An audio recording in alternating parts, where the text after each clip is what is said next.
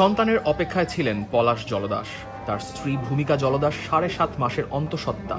আর কিছুদিন পরই ঘরে আসবে নতুন অতিথি, কিন্তু পলাশের সেই অপেক্ষা অপূর্ণ থেকে গেল। শুক্রবার সকালে চট্টগ্রামের সীতাকুণ্ডের ভাটিয়ারি এলাকায় ফেরদৌস স্টিল নামে একটি কারখানায় স্ক্র্যাপ জাহাজ থেকে ছড়িয়ে পড়া অতিরিক্ত কার্বন মনোক্সাইডে পলাশের মৃত্যু হয়। এই ঘটনায় এখন পর্যন্ত 9 জনের মৃত্যু হয়েছে।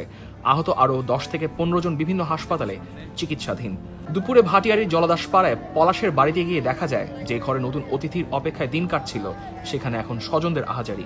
পলাশের বাবা হরেন্দ্র জলদাস দ্য ডেইলি স্টারকে বলেন, প্রায় 10 মাস আগে পাশের মাদাম বিবির হাট জেলে পাড়ার ভূমিকার সঙ্গে পলাশের বিয়ে হয়।